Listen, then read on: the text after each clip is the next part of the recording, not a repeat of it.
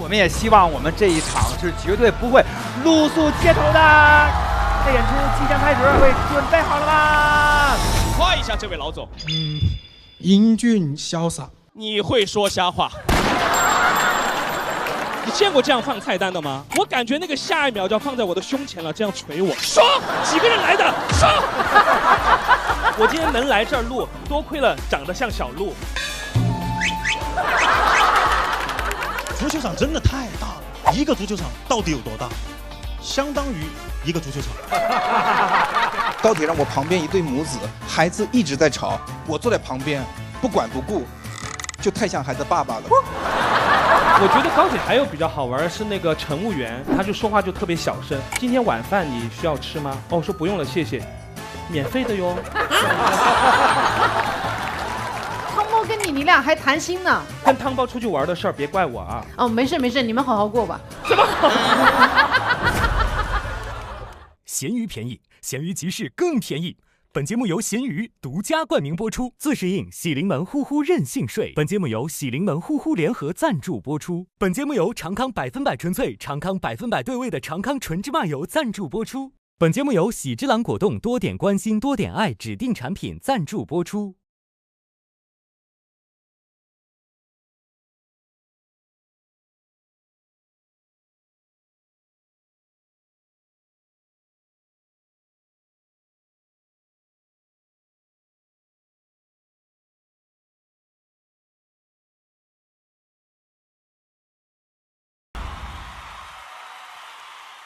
上微博搜索不好笑就露宿街头进入话题页，点击露宿街头的好笑创意征集参与活动，为你心中的宝藏段子手投票。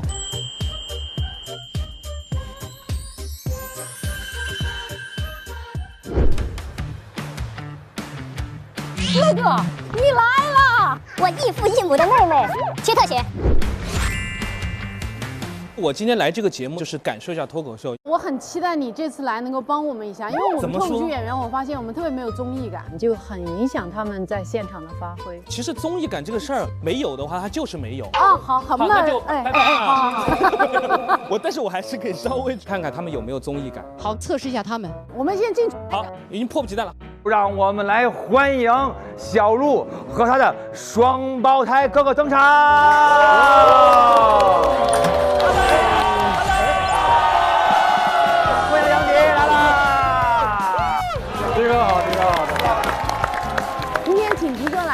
就是我们觉得迪哥，因为他统治了中国综艺节目80%，不能这么说，瞎说。好，那儿还有半壁江山呢，我就一半。综艺一壁江山，对他一半，他一半，我一半，合起来就全部。接下来就让迪哥看看你们有没有综艺感。先认识认识你。哎，大家好，我叫孙玉，我来自南京，我长得不帅，但是长得很有个性。什么玩意儿？没有综艺感，把他拖到那个巷子里去。下一位。没有。也没有。也没有。我是一个 rapper。还是没有。就是没有。蚂蚁呀，都没有。其实综艺感这个事儿没有的话，它就是没有。没事儿，没综艺感也不影响我们讲脱口秀。其实我觉得有特色，不用压着自个儿那个特色，多试几次，找到自个儿节奏就行。对，好，新人的演员上场名单是：第1名柳三变，谷歌、包可爱、孙玉、大汉。祝各位一起成功！今天我们绝对不会露宿街头的。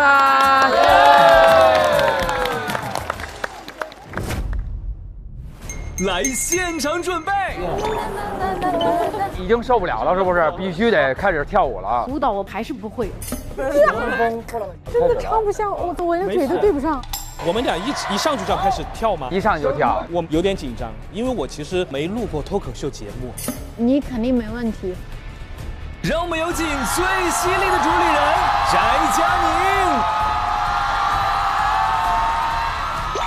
有请最靠谱的主理人周奇墨，希望大家录制开心啊！有请最热闹的主理人大张伟，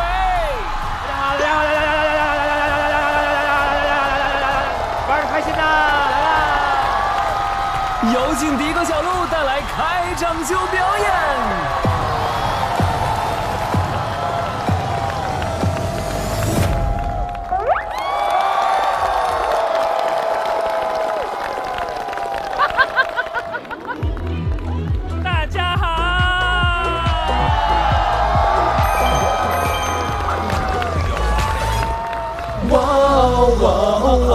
想去不想去，哇哦哇哦哦，没任何原因，哇哦哇哦哦，朋友们都要去冷静冷静，情绪稳定。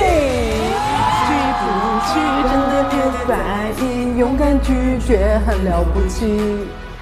想去再去，放心的做自己，朋友们依然会爱你。不去不去，时间留给自己，自由是最简单的道理。谁爱去谁去，反正我不会去，哪怕没有重要的事情。不去不去，谁劝我都不去，我也不会觉得对不起。谁爱去谁去，别再问我原因，有可能就只是不想去。我不去。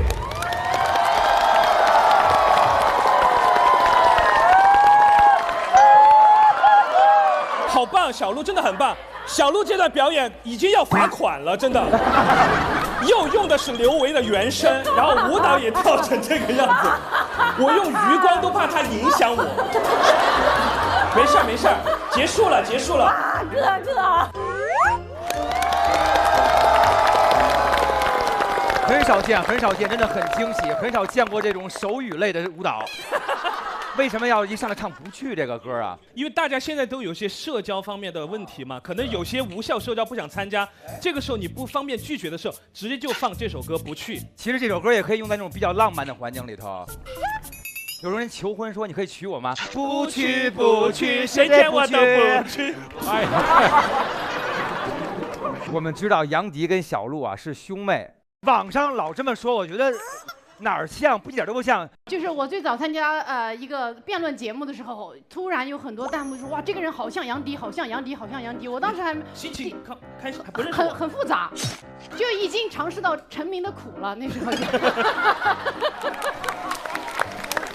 我想确认一下，是不笑的时候像，还是笑起来更像？我们先来个不笑的哈。不像。再来个笑的。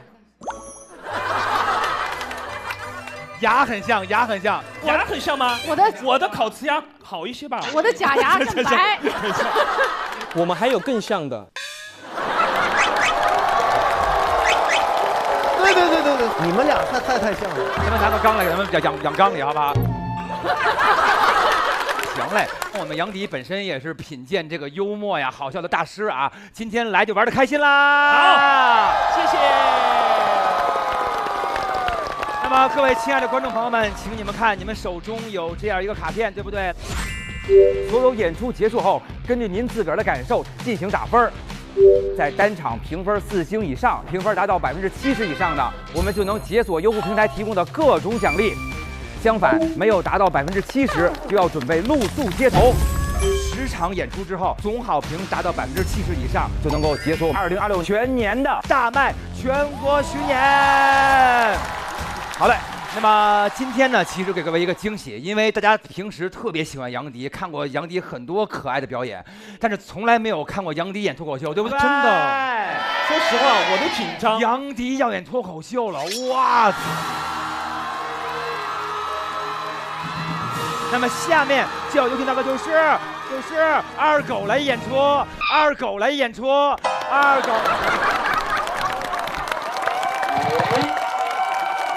等一下，啥意思啊？没到我哈。因为有热场大嘉宾二狗。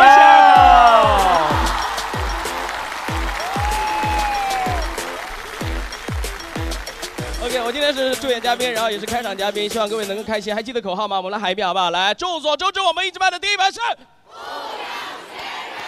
OK， 前2期一直在聊爱情，今天我们聊聊工作，好不好？来，有工作的鼓鼓掌，我看一下，有工作的。我没有，我失业了，我们都算没工作吗？对啊，很好，占了一大半。想换工作的请鼓鼓掌。咱都要换。让我来看看这些希望找工作的朋友们，我来看看。这个大哥你也找工作吗？我不找工作。您现在做什么工作的，大哥？我做汽车助理。您是做老板是吧？对。你们公司大概多少人大概30-40个。哦，哇，大公司大公司，您最喜欢什么样的员工？有责任心的。可以，那你呢？你想换工作吗？你有责任心吗？有时有时。什么时候有责任心？下班的时候。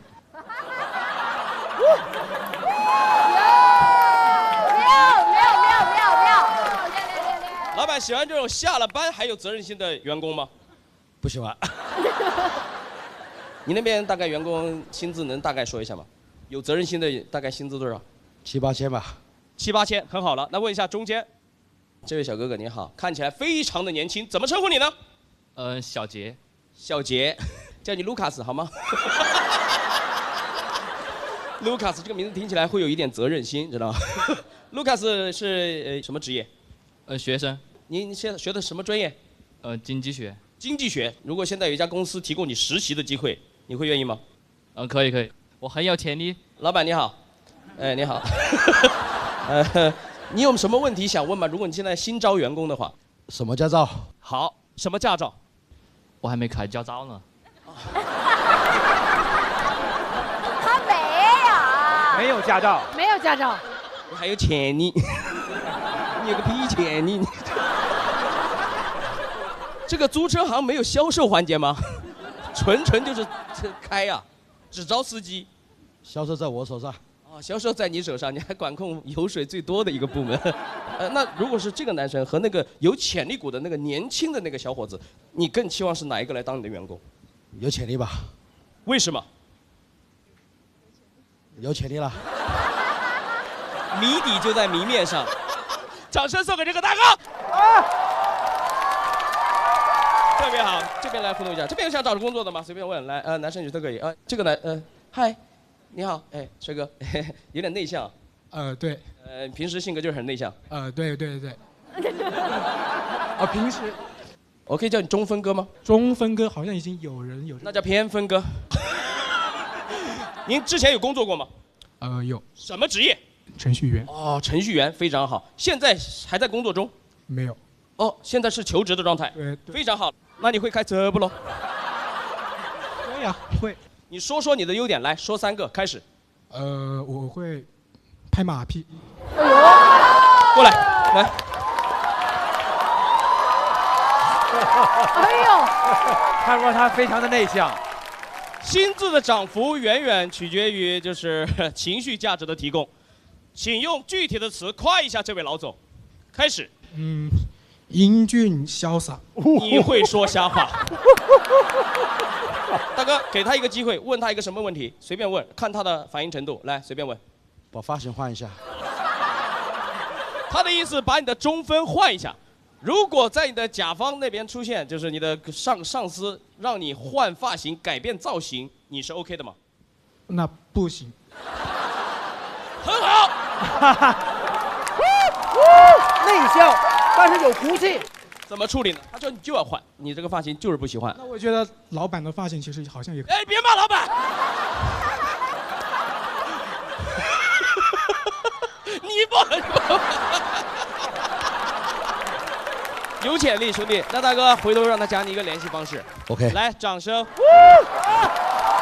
谢谢2位，掌声送给这2位了啊！谢谢。希望各位不管开心还是快乐，都要找到一份属于自己的工作，好吧？自己喜欢就行。感谢各位今天表演结束。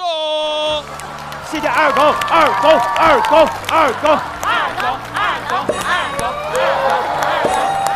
二狗其实来这儿呢，大家都已经玩得很开心了，对不对？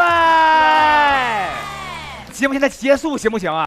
就到这儿了。不可以，因为杨迪要开始脱口秀啦！有请我们的杨迪。那我就去了，真的是没试过。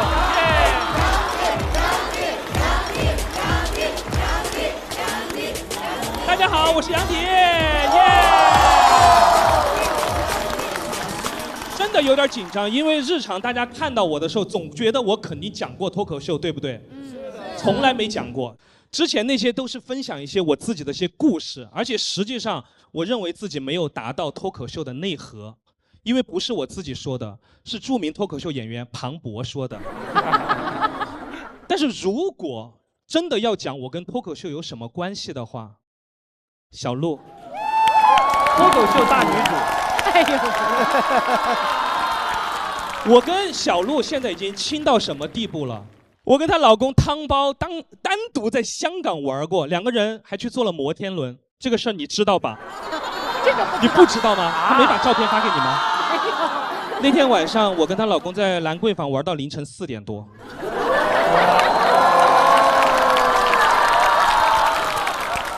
那不叫给小鹿亲啊。汤包到后面眼神真的有点迷离了，他看见我的杨迪没有开玩笑，因为我跟他们夫妻俩关系都很好，我们都住在上海嘛，所以有时候会约起来一块玩。之前有约过一起玩桌游，那天汤包他们夫妻俩要去那边玩的时候，我就在想，哎，我在家里卤一个鸡爪带过去，给外国人带鸡爪子，但是我又觉得，哎呀，给外国人带鸡爪子会不会吓到他哈？所以我那个时候非常认真，把每一个鸡爪子的指甲都剪了的，我就这样子，免得他们觉得这个中国人留下不好的印象。结果到了以后，一拿出来汤包，哦，我们不吃动物的肉，吓得要命。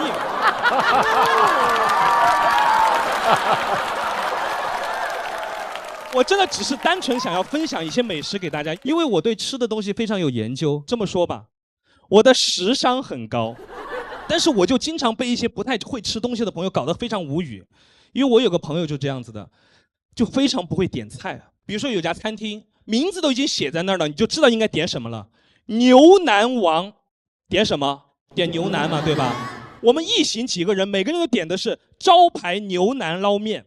我那个朋友看菜单，第一页他永远不看，我也不知道为什么，直接招牌菜翻过去，老板，鱼丸粉。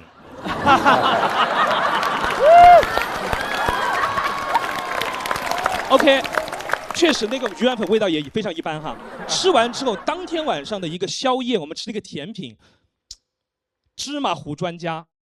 我们进去以后，每个人都点芝麻糊，他开始点，第一页绝对不看，杨枝甘露。然后，杨枝甘露端上来，好难吃，而且他看着我们的，你们吃的是什么？好香啊！我说芝麻糊，黑芝麻糊专家芝麻糊。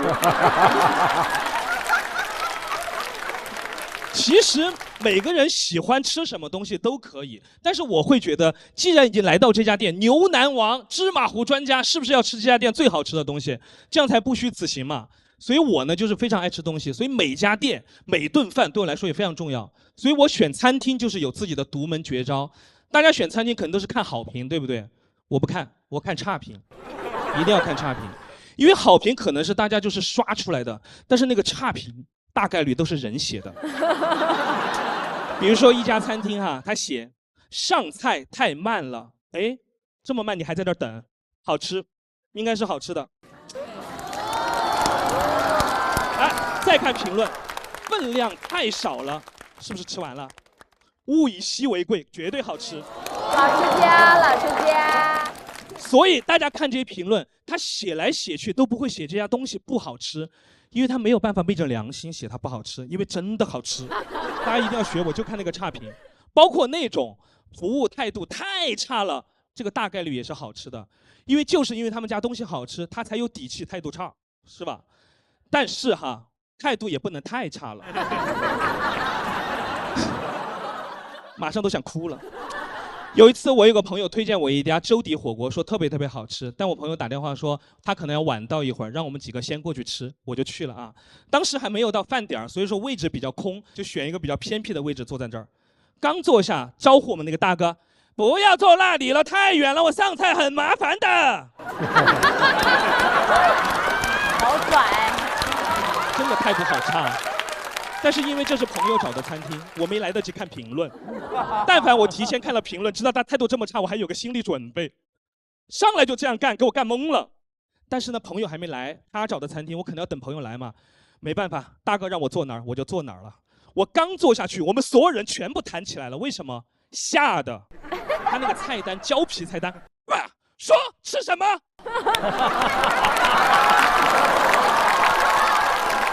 你见过这样放菜单的吗？我感觉那个下一秒就要放在我的胸前了，这样捶我，说几个人来的，说不说吃什么？这种感觉，我当时真的就上脾气了。说实话，因为态度太差了，实在受不了了。我说大哥，你什么态度啊？大哥态度比我还差。我什么态度？我不就是问你吃什么吗？怎么啦？马上就要干仗了。旁边一个阿姨马上把那个大哥拉了一把，那个大哥骂骂咧咧就上2楼了。那个阿姨说：“小伙子，不要跟他生气，今天老板一大早让他去送外卖了，今天还下雨，他心情不好，你们快点菜吧，我们家很好吃的。”我真的很想吃，真的吃不下去，因为那个大哥还在2楼还在骂我，我真的受不了了。我说：“阿姨，我知道你们家很好吃，我也很想吃，但是我不敢吃，我怕他给我菜里面吐口水，因为真的得罪，就是很担心这件事情。我想投诉，你们老板在吗？”话音刚落，老板马上：“我在，什么事，小伙子？”我说：“那个老板，刚才我们来的是那个大哥脾气非常差，他让我们坐在这个位置，让他不是，所以这样子，老板我不吃了。”一番输出哈，结果那个老板，好的，小伙子，我知道了。老刘，你现在马上卷铺盖馆走人！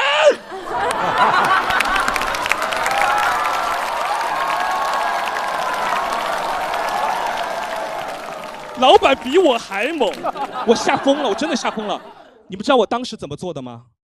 我当场就吓跑了，我头也不回，非常快地走在那个马路上，因为我脑补了一个画面，那个老刘什么都没了，心情也非常差，工作也没了，冲出来追打我，所以我吓得要死。今天因为要给大家讲这个故事哈，我把这家店的那个评论又翻出来看了，越看越想吃。真的，我很好奇这家店到底什么味道，我到现在都没吃到。正在这个时候，我震惊了，我看到一条评论，前台那个大哥态度差到像我们欠了他钱一样，老刘还在那儿上班。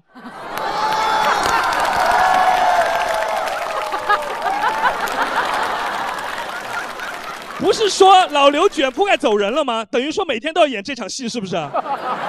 一般讲到这里，脱口秀演员应该会看似讲这个故事，其实有一个内涵的故事，大家去悟。我不知道应该怎么结束，因为我的故事到这儿就结束了。如果按照我的结束的话，我应该会这样结束啊。有句话要送给老板和老刘。老板，老刘，你们都骗了我。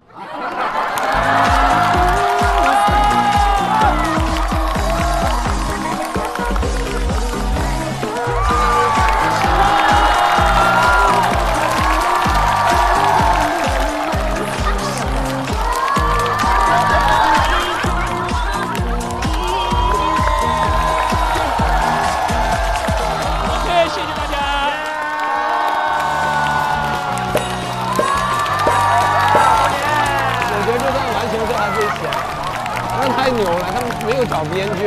这个结束太好了。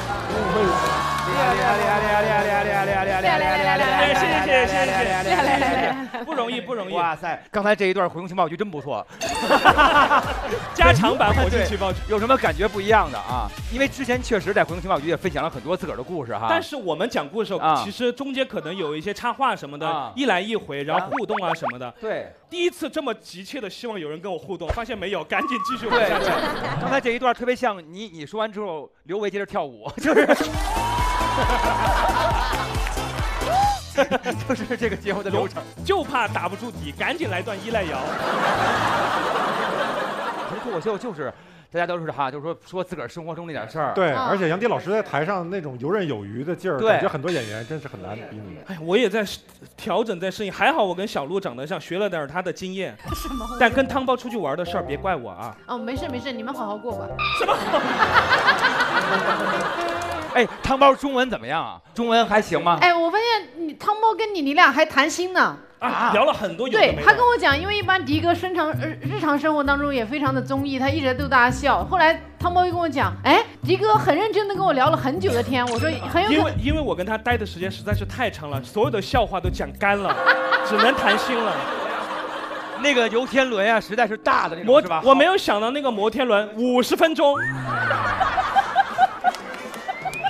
那你上面这个猜歌啊，你的曲库全都来了。对，专门看夜景的，上去不动了。我是你爹，你是我儿子，那个就开始跟他玩。对，是不是英语口语都变得好了？变好了。行嘞，咱们再次掌声送给杨迪，谢谢。脱口秀首秀成功。哎，那么下一位人呢？翟佳宁啊，知道你本身要讲脱口秀，因为他知道你的效果一定非常炸。因为翟佳宁是谁？他是冠军，对不对？冠军就要挑战最难的，所以下面就要有请到我们的最强主理人冠军翟佳宁。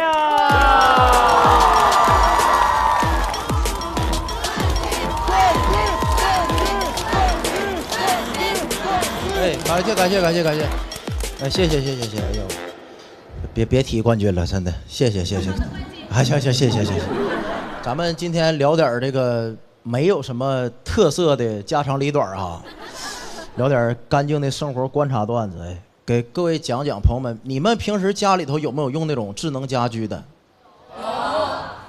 我就不太理解现在这个智能家居，朋友们。我真的去年去我一个朋友家里边做客，他家就是那种全屋定制智能家居，我一点都不夸张，他们家就是走到哪儿自己就亮到哪儿，走哪个屋门自己就开了，一进厨房门自己就关上了，跟《盗墓笔记》一样。我走完一圈，他还问我：“翟，你感觉咱们家怎么样？”我说：“我感觉你家有脏东西，你家。”他们家朋友们给我的感觉，两口子在那屋里就是其乐融融、机关重重，真的。朋友们，真的，我对这个电器是有我自己的理解的。我喜欢传统电器，我感觉这个电器我摁开关开了，它叫电器；不摁它自己开，那就是陷阱啊。而且你发现没有，这些东西一旦联网都有名字，一般都叫小什么玩意儿，全是叫小，没有叫大什么玩意儿的。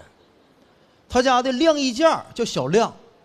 镜子叫小镜，我对他家三项插座喊了半天，他没搭理我，没搭理我。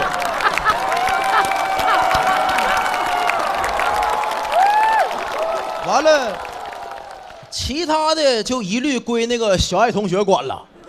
你就感觉电器之间呢，就等级森严，就跟霸凌一样。小爱想命令谁就命令谁，而且我发现人吧。他一旦用这些电器，他那个语气不自主就变得特别礼貌。上一秒还跟你骂那个混蛋，下一秒想看电视，小弟请把电视打开好吗？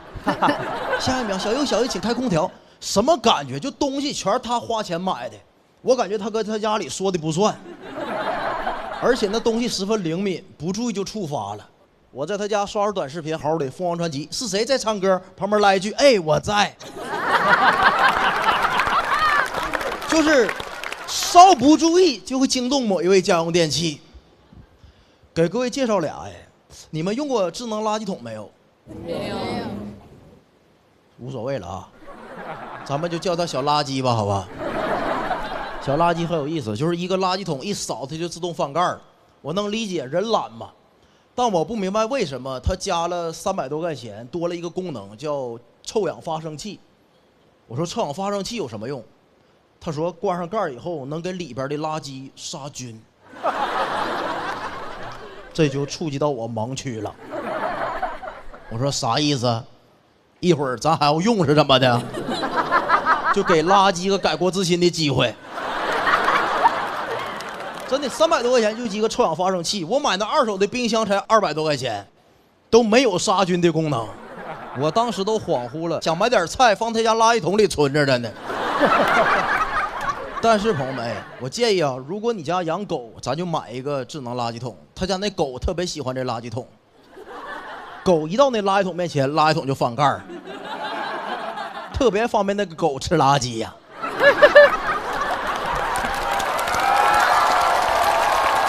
而且还杀了菌啊！当时就想明白，这垃圾桶是给狗做预制菜用的啊。养宠人士非常有共鸣啊！最不理解的没有之一，朋友们，是现在那个智能马桶啊，我不知道，咱们就叫它小马吧。小马也很神奇，是智能马桶一到面前就自动翻盖，有一带语音功能，你们见过没有？他家那就是一边翻盖一边对我喊欢迎光临。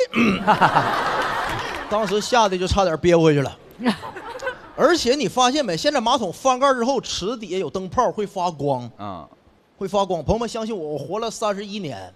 见过翻盖之后能发光的东西，只有中华小当家做的菜。好有年代呀，有年纪了。传说中的厨具打开才会发光。朋友们，我都想了一下，我要是爱迪生啊，看见马桶底下有灯泡能发光，我都得抽根烟缓2礼拜。那么你想，爱迪生老师150年前呕心沥血发明电灯，为了什么？为了给咱们人类照亮黑暗，提供光明。150年后，人类用他的发明造马桶。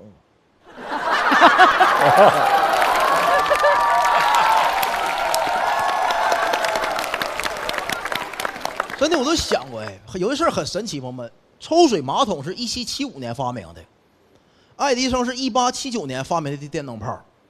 他前32年都是摸黑蹲马桶的，没想到有一天他发明电灯泡之后，咱说这玩意儿放头顶上就行了，没想到150年后人类用他这玩意儿在马桶里打追光，知道吧？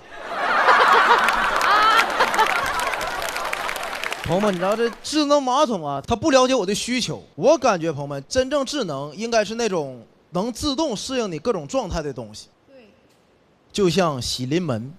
呼呼智能床垫能快速锁定我的最佳入眠姿势，让我呼呼任性睡。新的一年，祝大家用舒适马桶睡智能床垫。谢谢大家，我是翟佳宁，谢谢。翟佳宁冠军，冠军！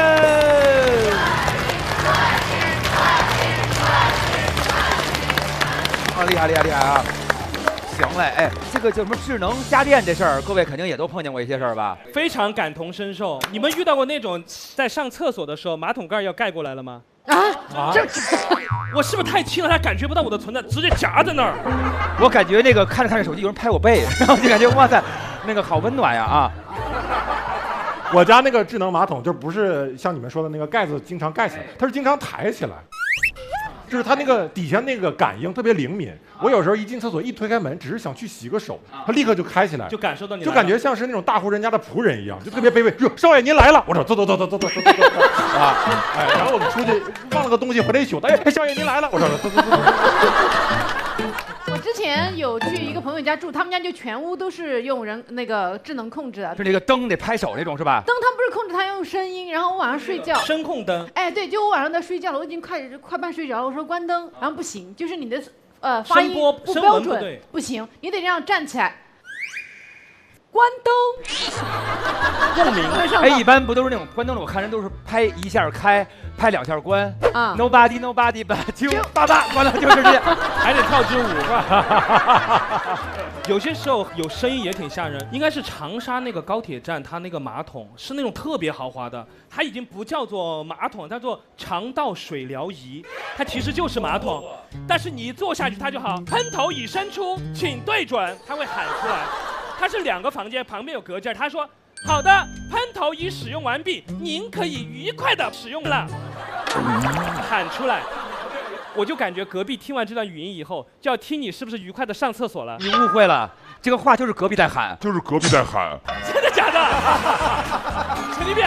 纯人工是吧？这声儿怎么感觉这么真着啊？就是隔壁那人喊的。我说有时候有点生化。好嘞，热场已经全部结束，接下来欢迎我们的新人演员，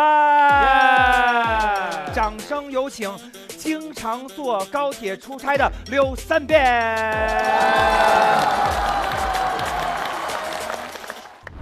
这个稿子是一个非常稳的段子，如果这套段子出问题，那我的工作可能就出了问题。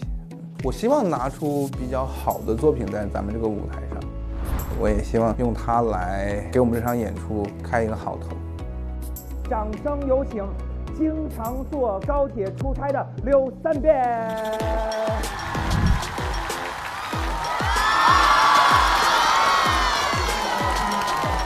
哎 ，Hello， 大家好，刘三变，一个全职的脱口秀演员，经常全国各地跑来跑去，很幸福啊，能够去不同的地方领略不同的风土人情，但就带来一个困扰，就刚才说到要经常坐高铁全国通行，很烦。原因可能跟大家都一样，因为经常碰到那种特别吵的孩子，对吧？你们在高铁上被孩子吵过吧？有，对吧？我不知道你们平时怎么处理的哈。不瞒你们说，我平时我是不处理的。忍了。你说那怎么处理啊？对吧？孩子行为的确不可控，咱也管不了，忍一下就过去了。但有一天情况很特殊，我必须得管，我必须得处理。那天高铁上我旁边坐着一对母子，孩子一直在吵，一直在闹，我必须得管。你们想象一下，高铁上我旁边一对母子，孩子一直在吵，我坐在旁边不管不顾，就太像孩子爸爸了。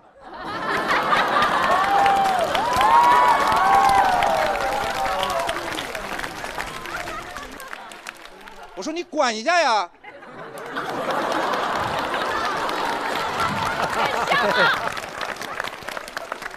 好像是更像了是吧？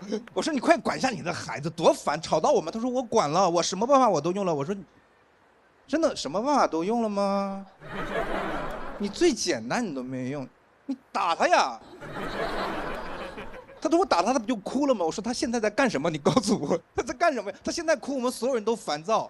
你把他打哭了，我们痛快。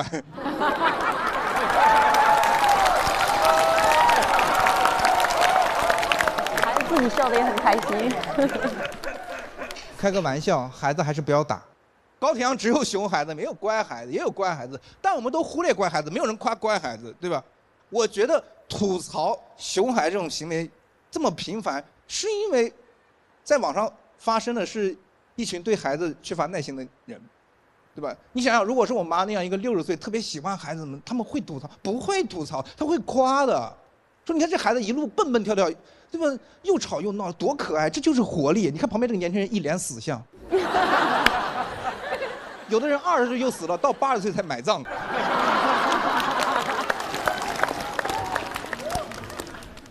而且，除了孩子吵，其实我们成年人反思一下，我们自己在公共场合也很吵。高铁上成年人也有很多不文明现象呀，比如吃那种味道很大的东西。你碰到，你要是方便面充饥，我能理解，而且方便面的味道在我能接受范围内。我曾经碰到一个人，他在高铁上他吃韭菜盒子。那东西很神奇，它神奇就神奇在你在任何一个封闭空间拿出韭菜盒子，这个空间就会变成韭菜味的盒子。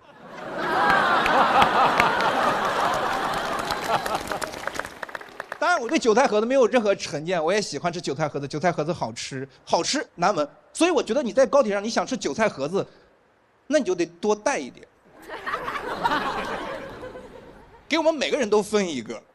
咱们一起吃，对，这样封闭的高铁车厢里面味道会更大，但这味道是我们一起营造的呀，我们每个人都参与其中，每个人都贡献了自己的力量了呀。我觉得在高铁上吃韭菜盒子只有一种可能，就这人他活得很憋屈，活得很压抑，他想做点什么，他想反抗，但他知法懂法，他又比较理智，比较克制，他排除了很多违法犯罪行为以后，选择在高铁上吃韭菜盒子。除此以外，成年人在公共场合还会给你提出一些没有边界感的要求，比如说换座，我很讨厌换座，我很多时候座位角都调好了，然后东西都放了，我想睡觉，然后就过来换。你要是家人需要照顾的话，我会毫不犹豫换座，不是不近人情的人。但往往提出换座的，都是小情侣，小情侣手脚健全，你们需要照顾什么呀？你们需要照顾一下我们情绪。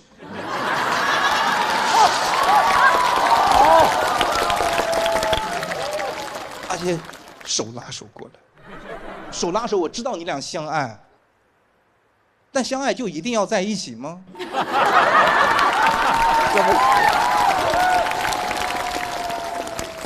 有点距离不好吗？距离产生美，小别胜新婚，多甜蜜，是不是？而且拉着过来给的理由很霸道，不由分说，说能不能换个座位？我想跟我对象坐一起。你想就换呀，我还想呢。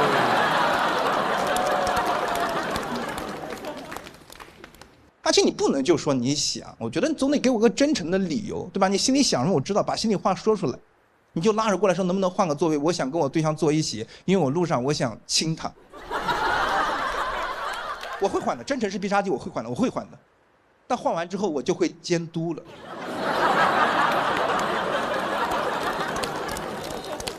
而且长途换就换了，我知道你俩接受不了异地恋，那为什么短途也换啊？平时住在嘉兴，去杭州演出23分钟。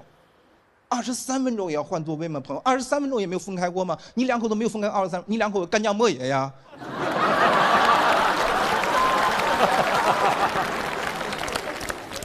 对吧？没有分开过23分钟，在家不上厕所吗？就那么通畅吗？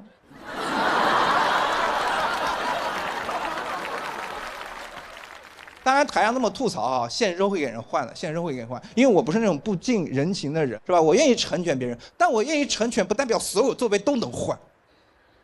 上次有哥们拿自己的 B 座，他拿他的 B 座，拿 B 座来换我的 F 座，那能换吗？啊？中间，那是一个层次的东西吗？B 座3个人中间最挤那个座位 ，F 座2人靠窗，你坐过高铁都知道 ，F 座不是普通座位。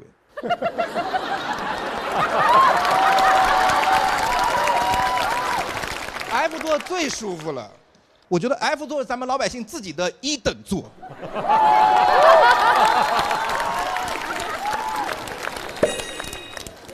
B 座什么玩意儿？啊，谁想坐 B 座？你们谁会主动想坐 B 座？谁打开2306说今天给自己定个 B 座吧？暖和。那 B 座坐在中间，旁边 A 座、C 座大概相对魁梧点，我都感觉我在坐警车一样。我都怕把我干过事交代出来。B 座换 F 座，说要跟他女朋友坐一起，说明什么？说明他女朋友在 D 座。你为什么拿女朋友 D 座换别人 A 座、C 座？你坐在 B 座上，你俩不能坐一起吗？啊？就没有这种方案吗？所以你只是想要坐一起那么简单吗？并不是。我都看透了，哥们儿，你想坐一块还坐得舒舒服服的。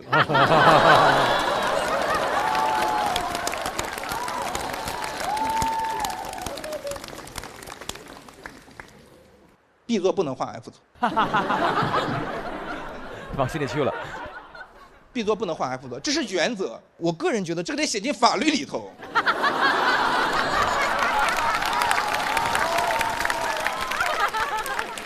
B 座不仅不能换 F 座 ，B 座不能换任何非 B 座。最烂的座。B 座换任何非 B 座都相当于升舱，那得给人加钱才是。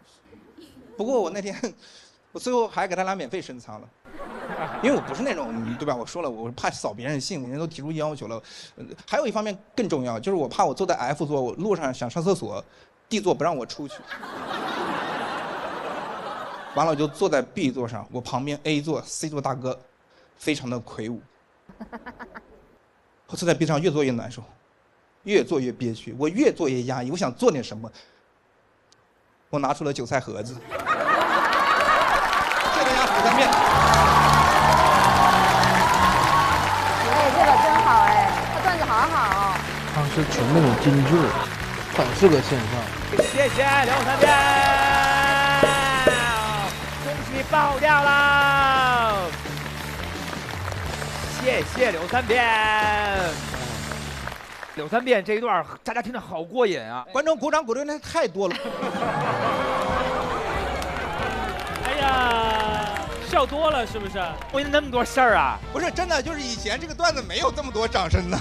可能今天坐 B 座的人多。迪哥这是正 B 座的，我这绝对是 B 座，还好没有那么挤，可能是商务 B 座。商务 B 座。观众太好了，谢谢你们，谢谢你们，谢谢。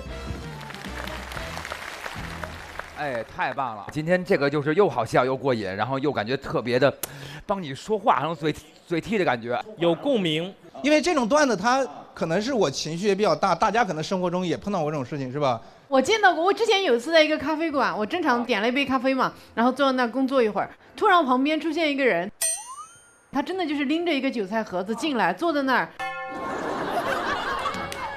然后拉开那个塑料袋吃。那一进去感觉天都黑了，我晕，非常香，我给他打差评。是不是有点胖那个人？啊？他也没点喝，他没点喝的，没有点喝的，哇，我觉得他信念感好强。我见过信念感更强的，就一个人吃一个特别，我也觉得那味儿特大，旁边那个人拿香水一直喷他，就这么着，还吃。就这点吃，那吃的多香啊！对，他不管那些，因为他但凡知道这事儿有问题，他就不会再干这件事儿了，你明白吧？对。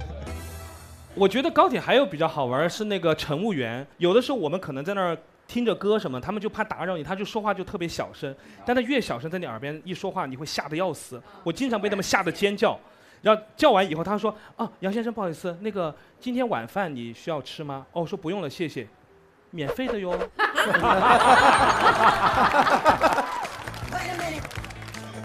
为什么要在我这加一句免费的哟？平时看我讲那种故事，觉得我很爱贪小便宜，免费的哟。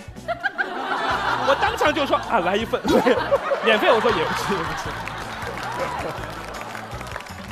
行嘞，刘三变，我觉得你的这次演出给我们争得了不少的星数，所以感谢你的演出，谢谢，谢谢，辛苦了，三变。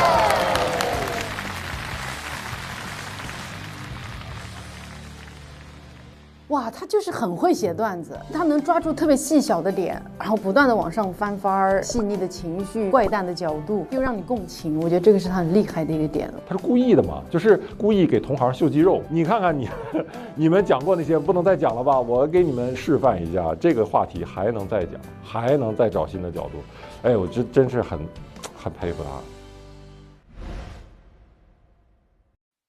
闲鱼便宜，闲鱼集市更便宜。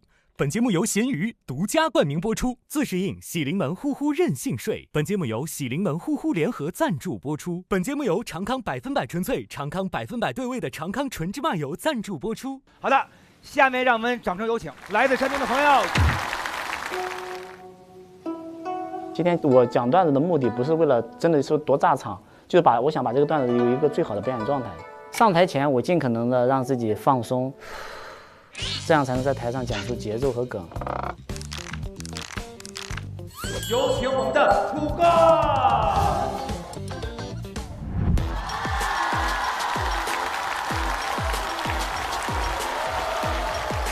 大家好，我是土哥。我和第一个演员不一样，我是一个兼职的脱口秀演员啊。我有个主业，我是在一家世界500强工作。没有开玩笑啊，100强。其实就是一个普通的牛马，然后其实福利确实还可以，但是收入一般。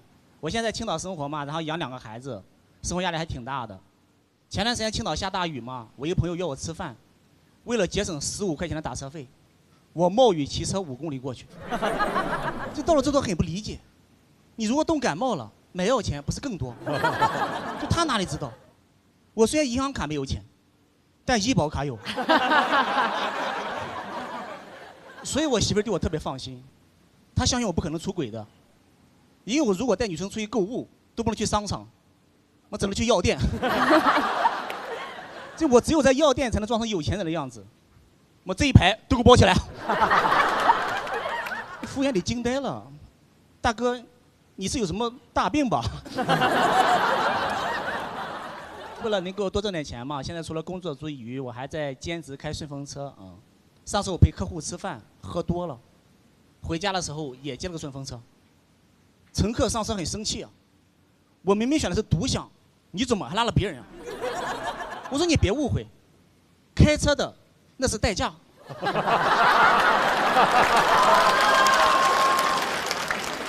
那代驾也懵了，你喝多了还接顺风车？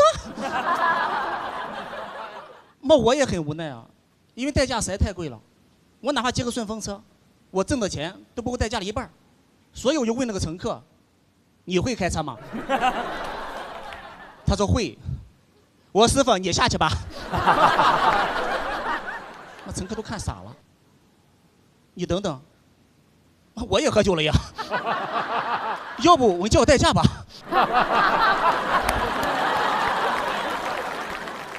结果现在虽然不算很富裕，但是其实我小时候差点成为富二代的啊。因为小时候我爸是我们村第一批开始在村里创业的人，算是一个农村企业家，所以从我很小的时候，我们家就成了贫困户。所以我印象很深，有几年每年大年30都有个老头去我家要钱，他到我家也不说话，就拿个椅子坐在我家堂屋正中间，一坐一整天。当时我还不知道他是谁嘛。然后下午从外面玩完之后回家，我也不敢跟他说话，因为我爸上午还说要去山上请祖宗回家过年。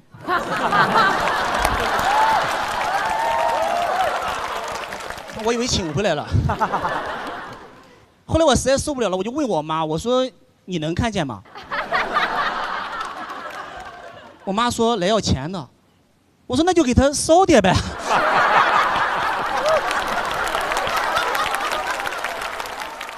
真的几年我都买不起新衣服，我穿的都是我姨奶奶从东北寄来的2手衣服。那时候小嘛，很虚荣，有小朋友问我说：“你的衣服怎么那么旧啊？”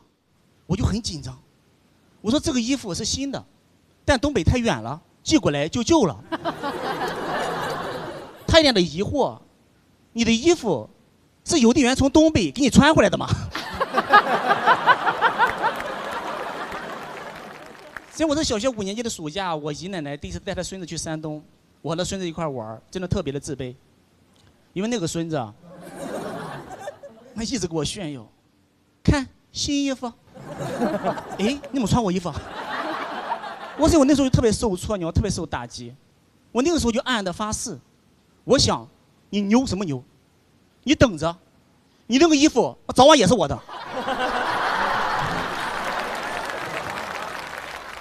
所以后来我是通过高考走出了农村，算是改变了命运。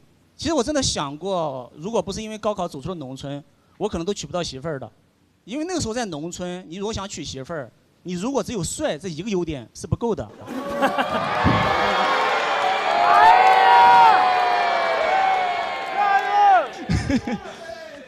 因为我爸年轻的时候就很帅，但俗话说就是贫困夫妻百事哀嘛。就我小时候，我爸妈每天都吵架，但有个好处，不摔东西。因为舍不得，真他们一吵架就放狠话，你信不信？我把咱家的电冰箱给砸了，你信不信？我把车送给别人。我在旁边听了一头雾水，这吵架呢，还许愿呢？因为这些东西我家都没有。但有一次我妈实在气坏了，她没有说话，把我们家唯一的一把茶壶给摔了。我爸看我妈摔，他也要摔，气呼呼在屋里走，他抱起了黑白电视。我又放下了，拿起了茶杯，也放下了，最后抱起了我幸亏也放下了。最后来实在没有办法了，他从地上捡起了茶壶把手，又摔了一次。摔完2个人都后悔了，让我帮他们拼茶壶。真当我大半夜和他们一块拼茶壶的时候，我甚至在想，还不如摔我呢。因为真的很穷嘛，在农村是没有什么存在感的。你像包括我奶奶对我们家都很忽视，我和我奶奶都在一个村儿，但在大学之前，我对她的印象几乎为0。可能因为她孩子太多了，就我奶奶有9个孩子，然后我爸混得又不好，所以就不得宠。所以直到我高考考了我们全村历史最高分，我突然间天降奶奶。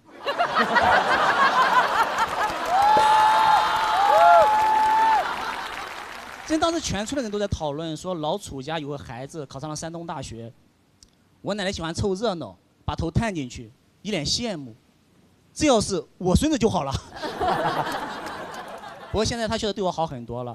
然后现在为了弥补缺失的亲情，每年过年我去看他，他就会给我讲儿时的故事，讲那种奶慈孙孝的故事。这听得我都很感动。我说，这要是我奶奶就好了。不过说实话，我不怪他，他现在真的是年龄大了。所以我现在每年也会给我奶奶送钱，现在确实好点了嘛，但他反而不要，所以我就买点牛奶什么给他送去。但今年我发现，我给他买的牛奶，他不舍得喝，又卖给了小超市，换成了钱。主要是我70块钱买牛奶，他只能换60，我都傻了。所以我现在确实也不用穿2手衣服了嘛，甚至于我还可以把我闺女不穿的衣服寄回农村老家，给那些农村的孩子。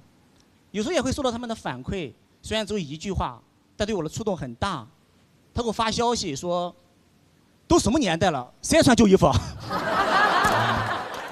所以他们父母用的是最新款的 iPhone， 我都没有用过 iPhone。我给他回消息，我说：“2手的 iPhone 你还有不用的吗？”谢谢我楚哥。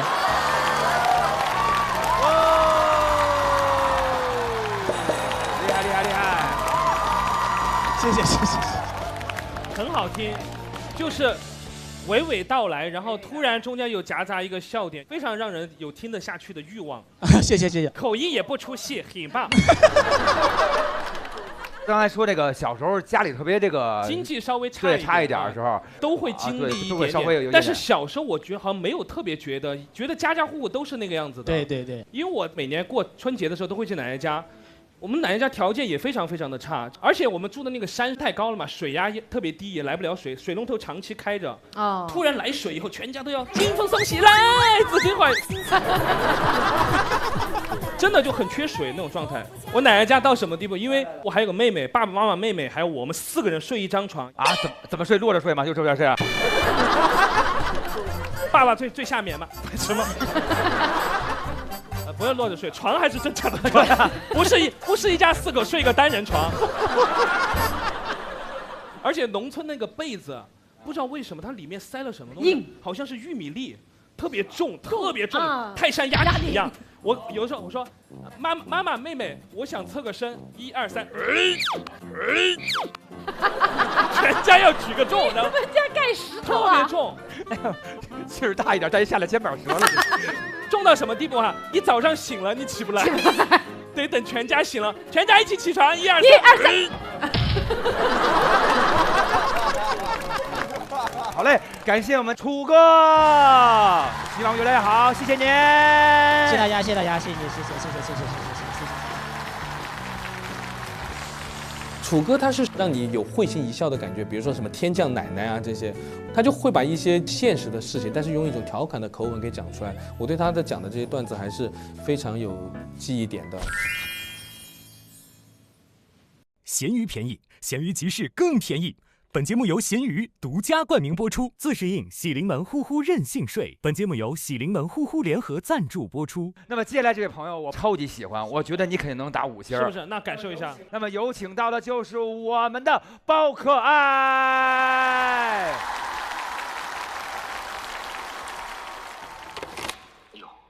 能看着我吗？哎呀，能看着呀。我给你看我这是什么地方啊？我让你们瞅一眼。我录节目呢，但是我先领你们参观一下这个屋子吧。从这里面走进去就去讲段子。这个屋我跟周奇墨我俩那个掏个手了一会儿。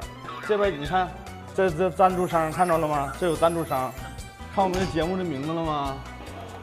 看见了，好笑。什么不是？它不是不好笑，你得连着念，你不能单念不好笑。我要上台了，先不聊了。加油，小哥！啊，加油！那么有请到的就是我们的包可爱。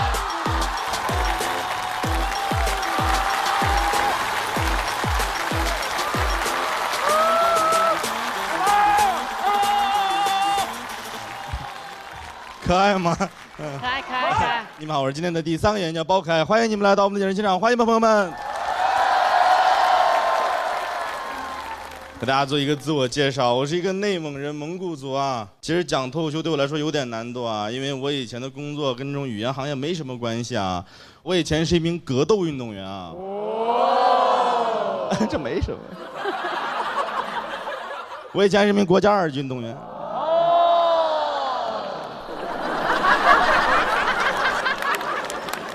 国家2级运动员啊，考试加分啊。我是蒙古族啊，考试也加分，他妈高考没考上。真的是个格斗运动员，但我发现其实练格斗并不是很适合我啊。退役之后就开始找工作，我找到人生中的第1份正式工作是送外卖。送外卖这份工作真的给我带来了好多烦恼，真的。外卖平台啊，在我们每次接单之前，总会让我们答一些题，但我觉得那个题真的太简单了，朋友们。就没有人会答错那种题，你知道吗？每天一上来都是，以下说法正确的是 ：A. 看到客户的鞋很漂亮，直接穿走；B. 和客户发生争吵，直接动手打他；C. 饿了偷吃客户的外卖；D. 遵纪守法。就会有人答错这种题吗？不会呀，答案很简单，选 A 呀，直接穿上漂亮的鞋就走了。而且送外卖对我来说比较难的是什么？就是和客户电话沟通，跟有的客户电话沟通真的很困难，但有时候我没有办法，我必须得给他们打电话，因为有好多客户那个地址啊定位不准确，我只能打电话来确认。但你知道吗？我给有的客户打电话，那你就感觉不是在给客户打电话，那在给绑匪打电话。那送的也不是外卖，那是赎金。哎哥你好，我到咱们小区了，咱家在哪栋楼啊？我在窗上看到你了。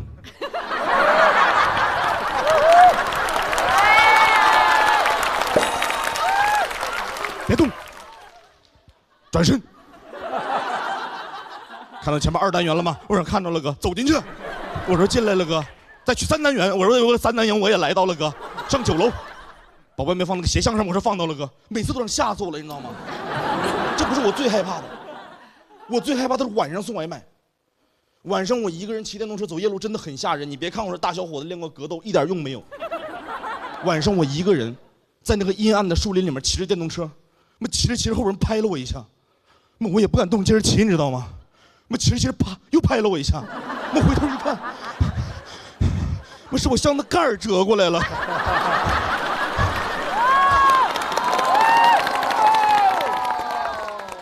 我那盖儿装反了，你知道吗？我正常人家盖儿这么开，我那盖儿装完这么开，那风一吹过来就拍我后背，那骑着骑着啪，那骑着骑着啪，我也不敢动啊。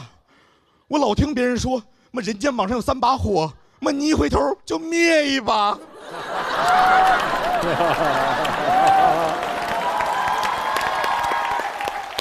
而且我送外卖，我主要就是晚上送，晚上点外卖的客户啊，他和白天的不一样。你白天你饿了就点个外卖就完事了，晚上不是，晚上是经过内心反复纠结的客户，他琢磨呀，哎不吃了不吃了，减肥减，我没脸，就点了。所以这种客户他很着急，他饿他着急呀，他急到什么程度？急到来不及等我敲门，他坐在家里的客厅听我的脚步声，感觉我快到了就突然就开门，你知道吗？你想想，我刚在外面啪啪被吓了2跳，然后拿着外卖心惊胆战的上楼，上着上突然我的外卖到了。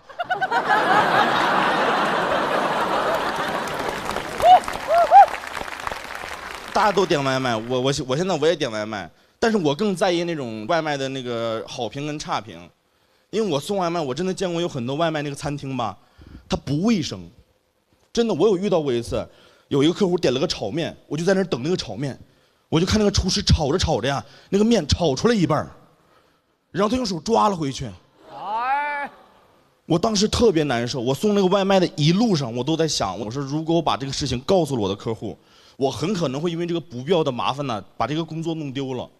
但是如果我不告诉他吧，我内心我也很过意不去，我特别难受。我就敲开客户的门，我说：“先生您好，您的外卖到了。”你怎么才送来呀？怎么走这么慢？我说您趁着吃，趁着吃。送了一段时间外卖，我真的掌握了整个城市美食的分布，你知道，我是老吃家，谁家外卖好吃我太知道了，谁家甜品好喝我太明白了，他们吃我也跟着吃，吃来吃去，现在吃的我很胖，你知道吗？我现在胖到什么程度？我现在能听到自己打呼噜声，就我知道自己会打呼噜，但我从来没有听见过。那天我听见了。我在自己要睡不睡、半梦半醒的临界点的时候，我突然听到自己，我说什么声音？我把自己吵醒了。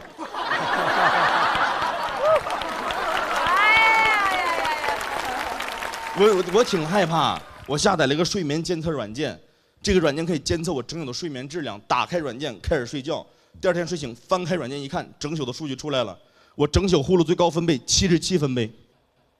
你知道什么概念吗？我电动车喇叭66分贝。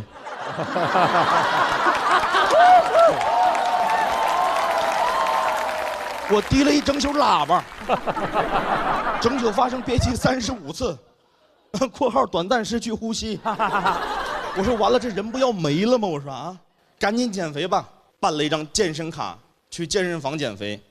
但我到了健身房啊，我就发现其实健身房真的很不适合这种胖男孩减肥，你知道吗？真的。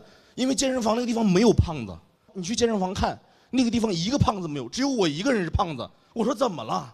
我说大家是在家里练好了再办的健身卡吗？健身房不适合我，寻找一些别的减肥方式。我找到一个比较好的个减肥方式，食谱减肥法，7天饮食给你做规划。第1天饮食规划，夜断夜段子意思你要喝一整天的饮品，渴了饿了喝饮品，我爱喝饮品。我那天喝了一整天奶昔。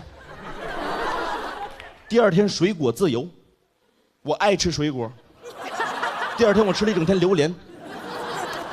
第三天很重要，摄入蛋白质烤肉自由。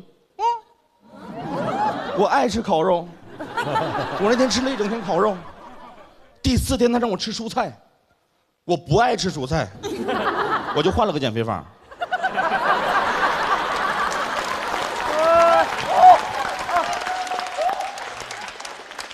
还是食谱减肥法，也是7天饮食做规划。第1天饮食规划，摄入蛋白质烤肉自由。我说重新吃1天烤肉吧。第2天水果自由，我说再吃1顿水果吧。第3天很重要，他让我吃蔬菜。第3天他就让我吃蔬菜，我不爱吃蔬菜。2套减肥法胖了5斤。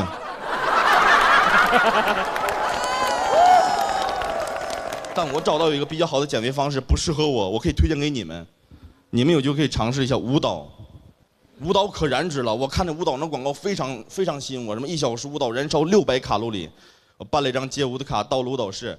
当我到了舞蹈室，发现其实街舞不适合我，因为那些跳街舞那男孩子吧，他们做的每一个动作都非常的帅，但是他们可以面无表情去做，展露不出来自己的喜悦，显得那个人真的太冷酷了。我做不到，我在生活中就是那种小人得志那种人。我知道这个动作很帅，我掩饰不了自己的喜悦，所以我做那个动作，我就会显得很猥琐，你知道吗？他们做都是这样的，啪啪，我做是这样的，啪哦，是挺帅的啊！朋友们，祝你玩得开心，我是包凯，拜拜，再见。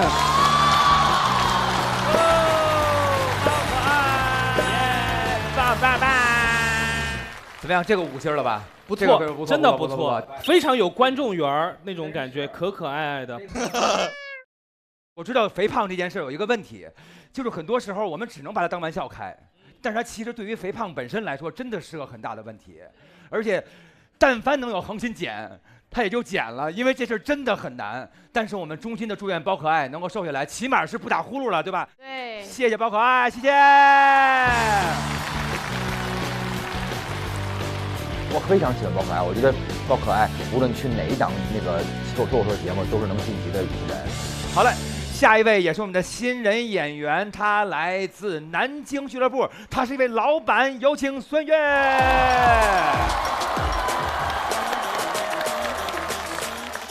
公布上场名单当时有什么感受？公布上场名单的那一瞬间是开心，因为我迫不及待要上台了。我其实入行时间还是比较早的，在国内，我是17年开始说脱口秀，跟我一起成为很好朋友的杨蒙恩、毛东、贾浩，他们都火了。我感觉有些人特质就是忘别人，比如说我脱口秀绿植。现在是时候让大家看到脱口秀绿植了，不需要很显眼，但是能让大家感到放松和愉悦。下一位新人演员，有请孙越。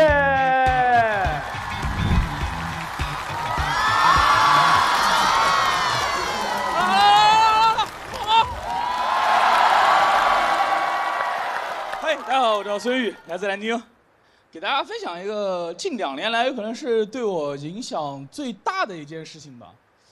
去年6月份的时候，我的父亲因为心肌梗塞，痊愈了，放心，痊愈了。吓一跳。也不能说痊愈吧，他现在打麻将不能胡太大，他听一个很大的牌，然后就在那边，哎呦，3家就开始防守，没有人敢点炮。因为他们不知道点炮之后是给钱还是给份子。那天下午，我突然接到我爸的电话，我有点意外。我跟我爸的关系基本是无话不说，没有话的时候不聊天，纯吵架。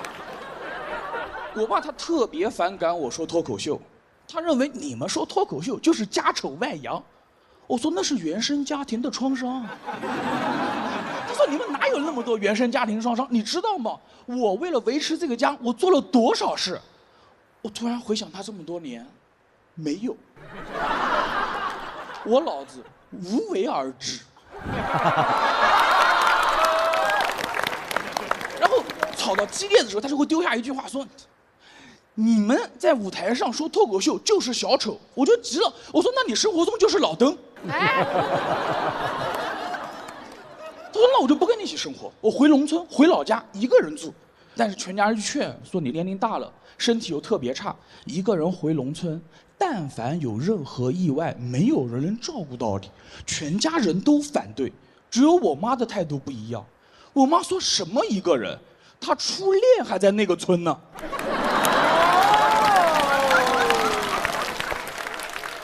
我一脸吃瓜，我满脑子想的就是嬛嬛、纯元、四阿哥，《甄嬛传》之乡村爱情。我都怀疑我爸都不是不喜欢我说脱口秀，他是不喜欢我。我是庶出。最后没办法，我父皇还是执意下野，拦不住。然后在那之后，我们就很少联系。所以这次突然给我打电话，我心里面就咯噔一下。电话一接，喂，你好，我是江苏省连云港市灌云县人民医院。我想行，不是初恋，是医院，还好。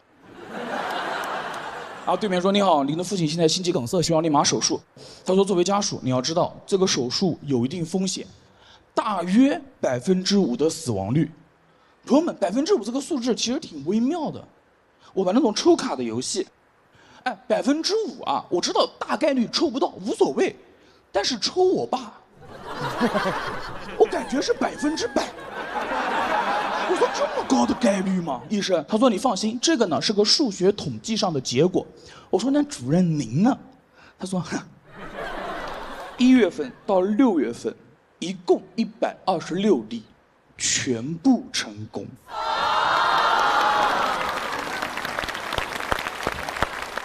不是骄傲，他是傲娇。朋友们，但是我喜欢医生傲娇。我觉得医生是这个世界上唯一没有必要低调或者谦虚的职业。我希望我以后遇到的此生的所有医生都是这种自信且傲娇的医生。从手术室里面走出来，口罩一直在跟我说 “so easy”，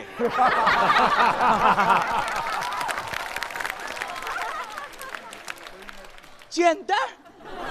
他甚至可以拍着我的脸跟我说去交费。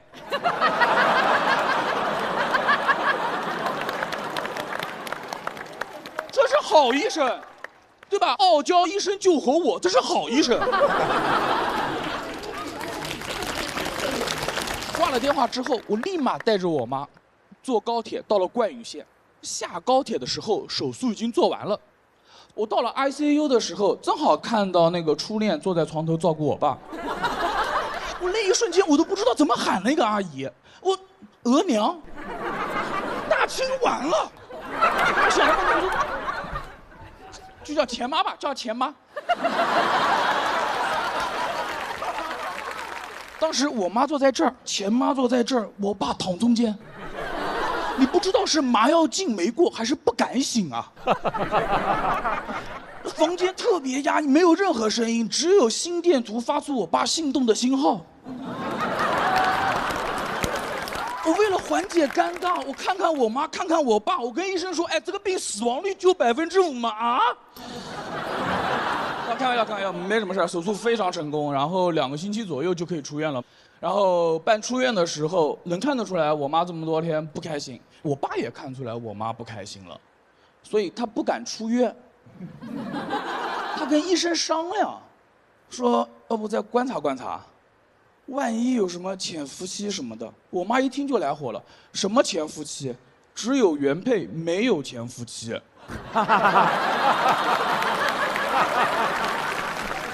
一气之下拿着资料就去办出院了，病房就我和我爸。我说，交代吧，什么情况？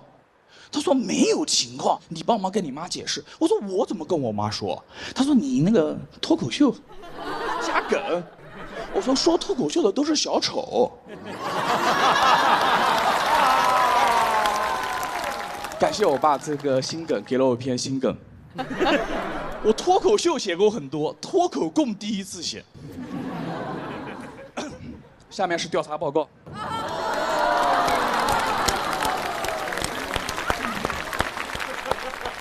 调查报告，玉女士您好啊，我妈。经组织调查，嫌疑人孙某某于当天下午和老同学们在家打麻将，分别为上家张某、对家李某、下家钱妈某。据当事人交代，没有故意给下家点炮、洗牌摸手等违纪违法行为。心脏突然不适，均由清一色龙气队导致。随后被老同学们紧急送往医院救治，并由清一色龙七队垫付医药费。原计划老同学们轮流看护，正好妻儿到达现场时，轮到钱妈照顾。以上事实清楚，证据凭良心。公诉人孙某某，调查人孙玉。所以说，大家明白了吧？明白了。这件事情之后，我爸为了自证清白，他就愿意跟我一起回南京生活了。然后在家静养的那几天，我过去问他说：“现在谁是小丑啊？”他说：“是我，就是我。”谢谢大家，我孙玉。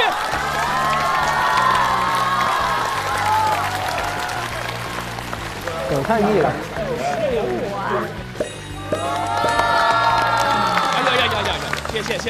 谢。你的段子听着很吓人，心肌梗塞。这个笑话写的溺死，就是这么。没事，我爸活过来了。是，恭喜叔叔，恭喜叔叔。整个还是很精妙的。对，是我，你看这些其实他都对融合的非常好，非常好。嗯，谢谢。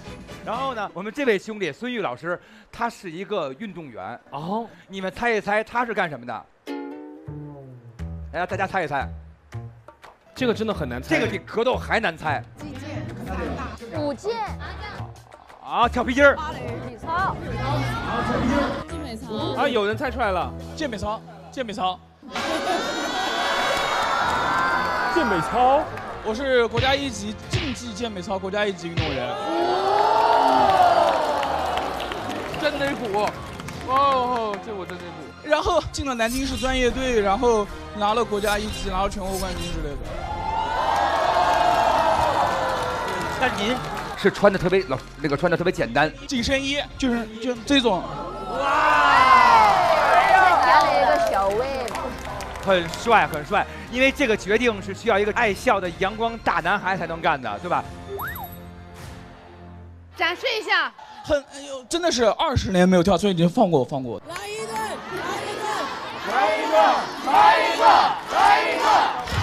我觉得功底还在。来了，功底还在。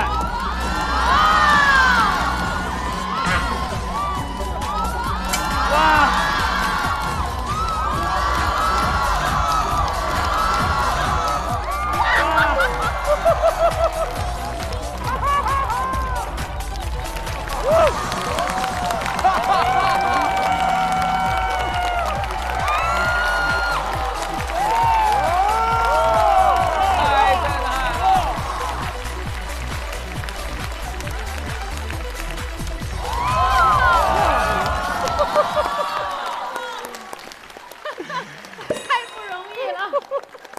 最近俱乐部可能还是有点困难的。刚才在地上还有那种把腿好折过来的动作，对，柔韧性还是可以的，好活泼呀！印象最深的就是音乐一响，脸上突然迸发出那种竞技的笑容。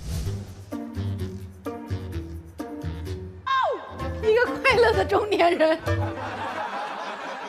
就是比赛的时候一定要阳光健康，充满力量，对吧？这是扣分项，一定要笑，不然会扣分。我从来没见孙玉这么快乐过。我真的没有见过。回家爸爸看到就问你谁是小丑啊？是我，还是我啊！好嘞，希望下次演出更精彩了，谢谢您。谢谢。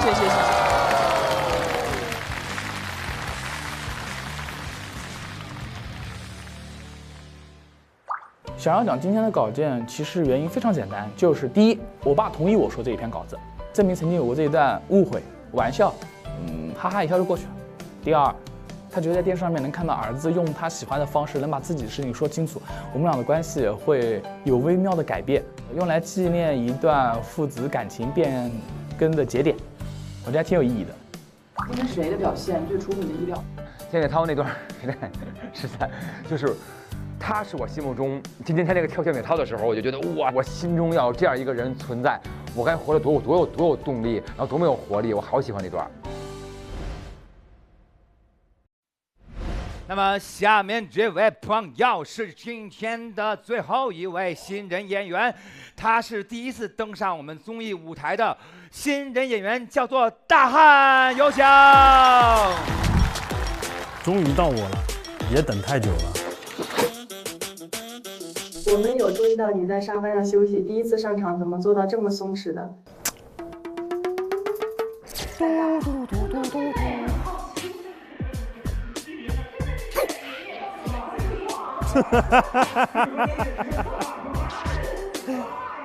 就是强装镇定，强装镇定，让大家看起来还蛮轻松的。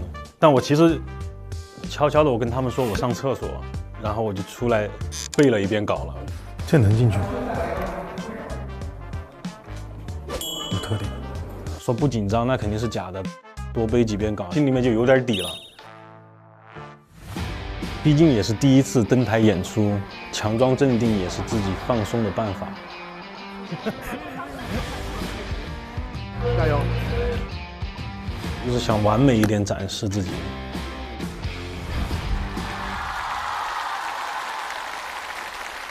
大家好，我是大汉。谢谢，哎呀，终于让我上来了啊！他们聊了好久啊，这几个中年人啊。没有，开玩笑的。我叫大汉啊，我其实挺适合搞喜剧的。我还有一个身份啊，跟前面两个演员一样啊，运动员啊。又来了。哎呀，今天你们真好，还能挖得出来啊，还没看腻是吧？但不是健美操啊。孙玉那个我来不了的，哎，年近40高龄了，我没有那个信念感了，这人。没有，真的。我的项目比他好很多，是中国最好的项目。乒乓球。足球。哇。我踢了9年球啊，踢了9年球。我的足球启蒙是在一所足球学校里面，这个足球学校很特别，违规办学。来的人五花八门，最主要的是全是男的，哎，但男生在一起啊，总有人想当老大那种，总想分出个高下。我记得我刚入学第1天遇到个类似的情况，当时在午休，我睡在上铺，我是个县城来的孩子，我下铺呢是一个市中心的孩子，他可能有点优越感吧，我当时就是在上铺翻了个身。他就不开心了，站在地上说：“你给我下来！”就准备打我。我说：“怎么了？县城人翻个身，把你优越感震塌了。”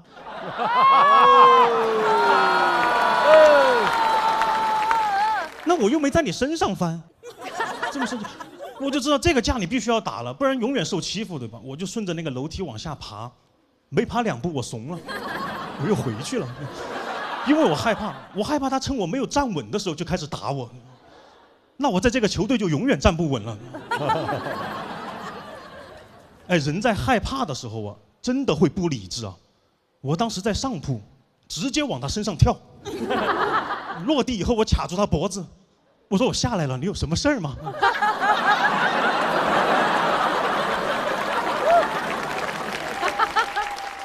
他还念念有词的，我想回家。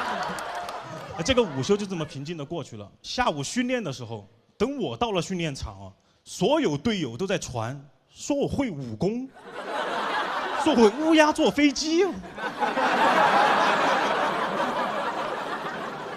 我也只能默认了。他们甚至还在说不要惹我，因为不知道我是什么来头。我什么来头？我县城婆罗门。当时学校里欺负人的事还挺多的，我就觉得我还是要反击。我反击的方法很简单，就是给我妈打电话告状。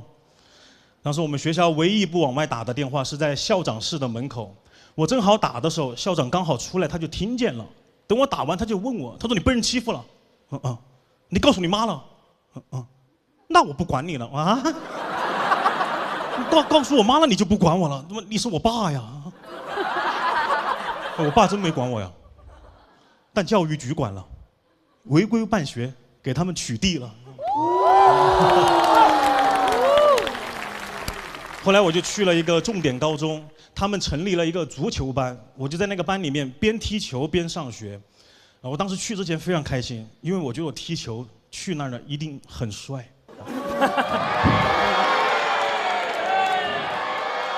一定吸引很多女孩的目光。没有人看我们，球场上什么光都有，就没有目光，都去看篮球了。真的，当时我就是什么心态了？我就是讨厌篮球，因为打篮球太帅了，太帅了，无缘无故的帅，随时随地的帅，没有球都可以帅。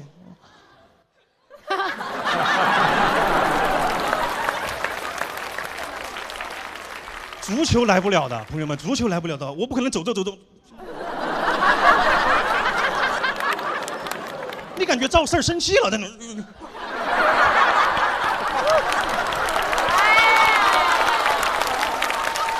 太不帅了，大家都去看篮球，我真的很生气，我就气什么？气我们足球场太大了，大家都看不清，对吧？你看不清，当然就不看了。别说你们看不清了，裁判在场上都看不清。哎，我队友犯规了，把我罚下去了。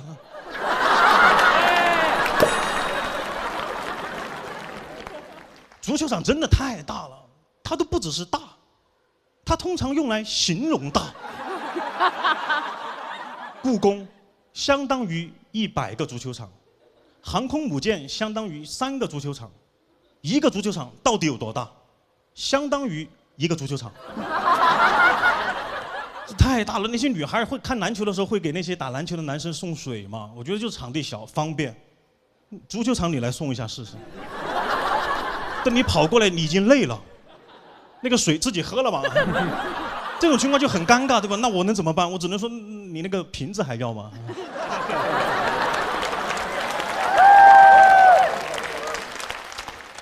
但是我在这个学校还是获得了一次出丑的那个耍帅的机会，耍帅的机会。校运会，学校安排我们3大球作为领队入场，我代表足球。C 位是一个篮球的哥们儿，旁边是个排球。哎呦，我们一入场，篮球哥们儿把球一转，那个胯下运球一做，那些女孩就开始尖叫了。哎，这个动作谁做谁帅的。我跟排球那哥们儿在旁边颠球。发癫在那儿，我一边颠还要看路，我不能把足球的路走歪了呀。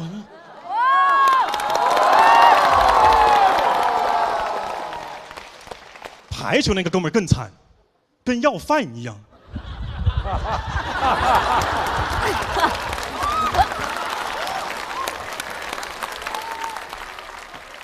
后来我也去打篮球。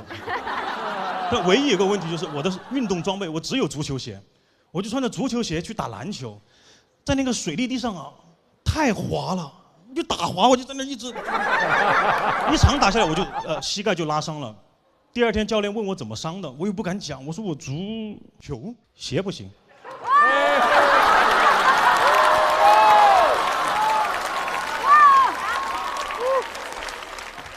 帅不过，真的帅不过，朋友们，真的帅不过。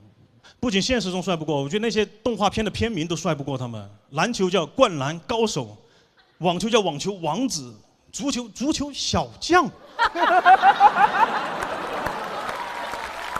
好的。小将是个什么东西啊？我还要陪他成长版。甚至有个翻译版本叫足球小子，小子也太欠揍了。小子你别踢了，小子。没有异性缘，很少的有异性缘，对吧？我觉得周星驰是看透了这一点的，他拍一个足球题材的片名，直接就叫《少林足球》，直接绝缘，咱就不谈这个事儿了，知道吧？不过我还是真心希望足球能发展得好，希望大家都可以喜欢看足球。以后我们再拍一部片子，我们就叫《足球老子》。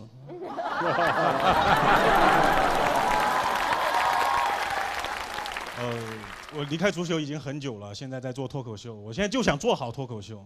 都说心有多大，舞台就有多大。我的心有多大呢？一个足球场那么大。谢谢大家，我是大汉，拜拜。哦，厉害厉害厉害，欢迎，厉害啊！大汉好棒啊，好棒！他好多奇怪的笑点呀。啊，很奇怪吧？足球场通常用来形容大，我觉得这个点好好笑。谢谢这位小子。我喜欢赵四儿那个，就是那个无缘无故踢球，让自个儿犯神经病。那个怎么样？这要是评星儿5星的话，4星3星。我这个真能给到5星，因为我嘴巴没合拢，我一直在笑，就是那种云贵川的节奏，非常喜欢。对。关键咱们大汉是怎么从运动员转到说脱口秀的？就说脱口秀还是帅，是吧？是这么来的吗？转过来的？没有，来讲脱口秀，其实是因为我女朋友。哦。因为我人生中有一段时间非常的灰暗，工资也就2000多块钱，我就中途跟她分了一次手，因为我觉得我这种状态下跟她在一起就是非常耽误人家啊，有点对。然后他就给我提建议，他就说我相信你，你一定能做好，一定把我们生活过好啊！你平时也喜欢喜剧，你也挺好笑的，你也经常逗我笑，你要不去尝试一下脱口秀？我说脱口秀跟踢球跟什么都没有关系，他脱口秀跟踢球怎么没有关系呢？都挺好笑的。来这个啊，还在出梗。关键重点是在于你演得这么好。那以后就感觉肯定如鱼得水了呀，肯定就是。你不感觉今天气场全是你的吗？你每一个点都已经都非常准啊。是吗？谢谢大老师，谢谢大老师，谢谢。感谢你的表演，谢谢5星表演。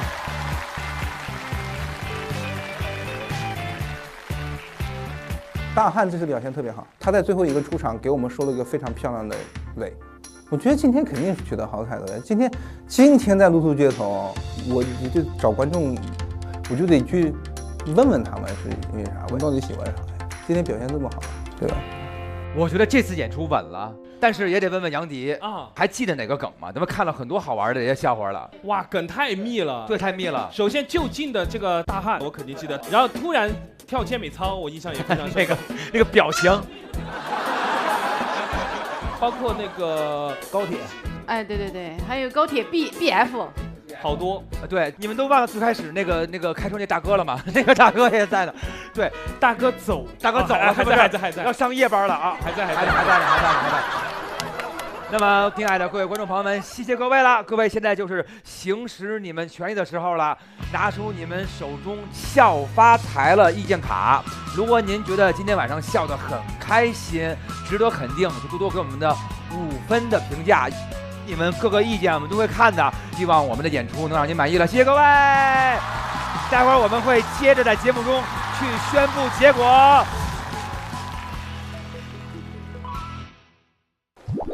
小鹿，你在思考什么呀？吉哥，我算是悟了，原来综艺感的秘诀就是反应力加接梗力加表情管理，缺一不可呀。这个公式对了是可以，但是得加油才对味。加油那不成了人间尤物了？什么人间尤物？此油非彼油。我说的是长康100%纯芝麻油，纯芝麻压榨，一滴入魂，纯粹对味。哦，感受一下。好香啊！通了，一滴纯正对味，一顿接梗不累。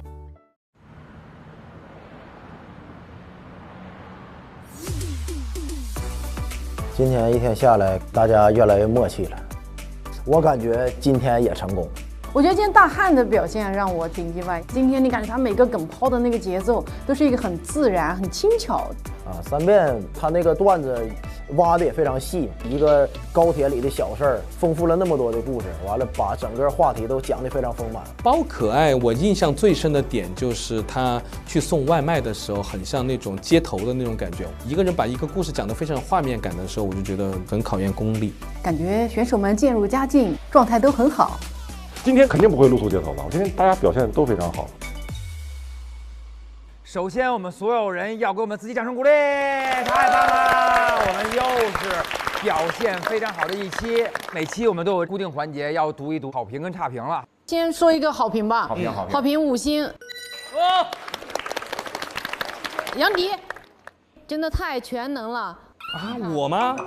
竟然是第一次讲脱口秀吗？太稳了，太厉害了。顺嘴说一下，我也遇到过态度很差的老板，共鸣度拉满。迪哥讲的不仅好笑，而且解气，嘴替本替了。想看迪哥跳10000遍依赖摇，支持。其实已经跳够10000遍了，已经版权都买过来了，因为跳太多，实在不好意思。哎，你教一下我们跳吧。你还要学舞啊？我真的累了。你没有听到那些舞蹈演员骂你吗？我聋了。那我也先念一个好评啊。这是好评吗？你看他打了5颗星，他前2个字差评。哎，手都给我拍麻了，嗓子都给我笑哑了。标题党，标题党，标题党，把被别人欺负这个沉重的话题处理得这么好笑，太厉害了！不准说自己不帅，你最帅了，足球小子，加油！我这里也有一张5星好评。太燃了！最打动我的是感受到所有老师对脱口秀的认真态度啊，把热爱融入到了自己的表演里。尤其是最近，我对自己的就业挺迷茫的。高老师，看你们这么拼，感觉自己还能再冲一冲。谢谢你们用热爱撑起舞台，也顺便支撑了一下我。我要支持了，我爱他，我爱他。好评读完了，差评来了，这个真的很伤人。我要回避是说谁的呀？说某个冠军啊，台风有点奇怪，在台上一直左右摇头，好不容易坐中间了，就没看见过正脸，偷感很重，是不是斜视啊？谁？啊，他不是说的那个南京什么健美所超冠军吗？不一定，或者是周奇墨，周奇墨也是冠军，周奇墨都没上。这个是那个单立人杭州赛区的冠军。说的是谁呀？我吧，就是我讲脱口秀的时候应该左顾右盼。向左，向右，向前看。还说是不是有点斜视啊？你看一下我。这一点是有。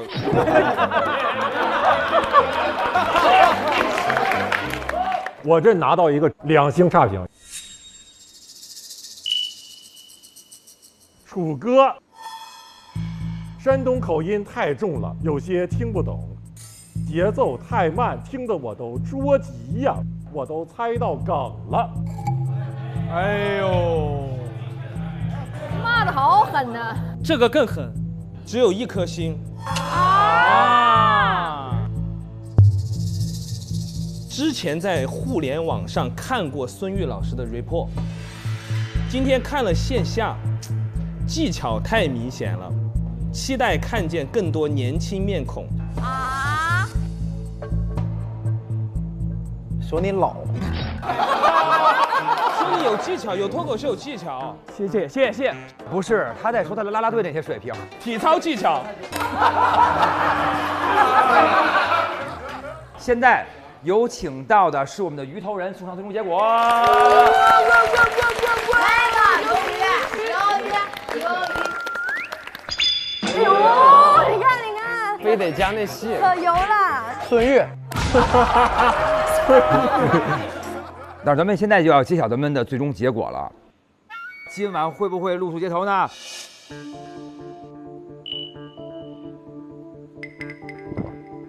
这次的好评率是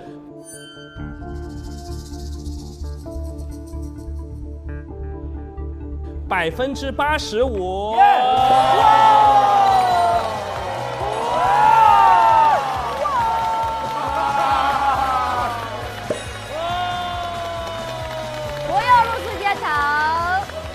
85%真的很开心，因为第一次嘛，就是想完美一点展示自己，感觉首秀是比较成功的。我这次上台比上次上台有了长足的进步，观众反馈过于好了。我今天上台时候是有点紧张，观众评价其实也对，因为我这个语速太快了。下次上场我一定要用我最有底气的段子。今天整场的演出，我个人是非常满意的。观众笑了，就是演员最开心的事。通过这一期，我们都能看着观众很善良，然后大家都很懂我们，我们玩的也都很开心。希望下一期能录得更好。更厉害的是，我们有一个重磅奖励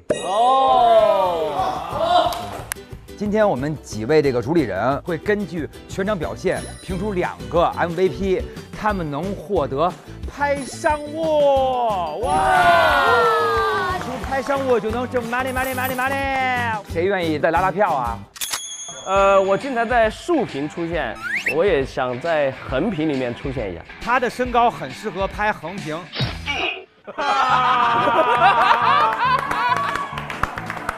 我需要，大家今天也看得出来，我特别需要钱。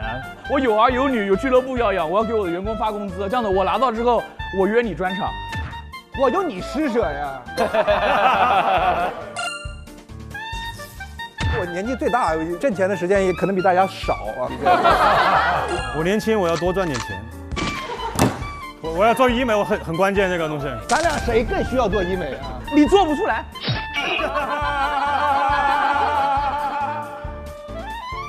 现在由我们的小卢来宣布一下，这2位能够获得我们重磅奖励拍商务的 MVP 会是谁呢？获得商务拍摄名额的2位朋友是孙玉和大汉。谢谢你们！恭喜！这商务也是让我们拍上了，有人要羡慕哭了。哎呀，别评了，赶紧上词儿。神奇的咸鱼道具脑洞，啥都能卖，超多有缘人在线等捡漏。来展示。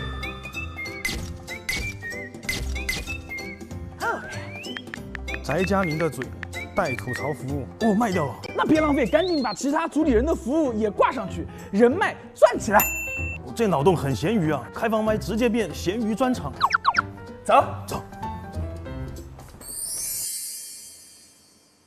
想来线下看选手们的演出吗？打开大麦 APP 搜索“不好笑就露宿街头”，进入线下演出许愿活动页，关注你喜欢的演员，并许愿你想看的演出城市，选手们可能就会来到线下演出现场哦。易立竞来啦！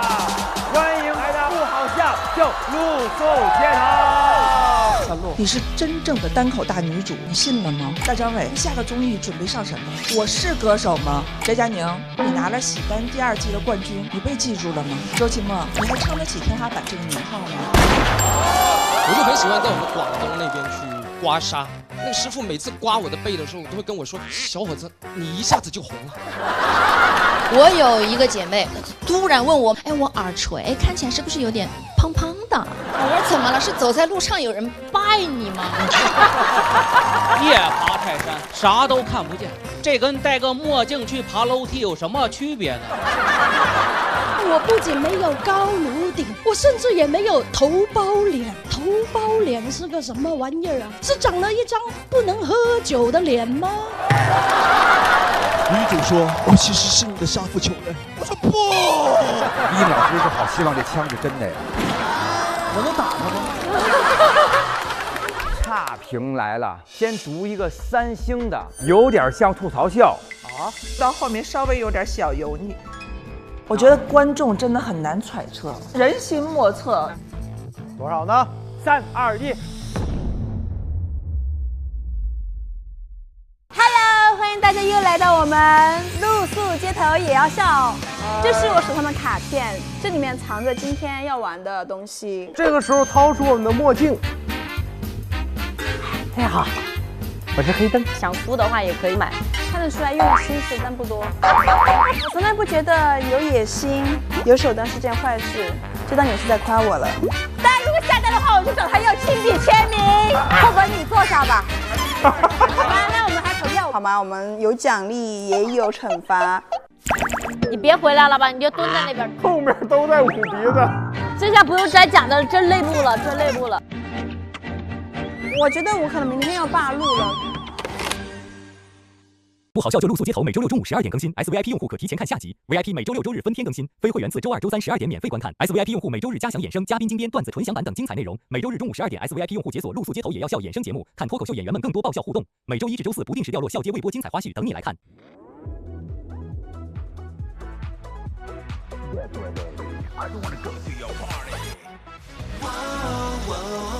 不想去，不想去，没任何原因。朋友们都要去冷静，冷静。关注新浪娱乐，更多精彩资讯早知道，更多精彩内容尽在新浪娱乐微博综艺新浪。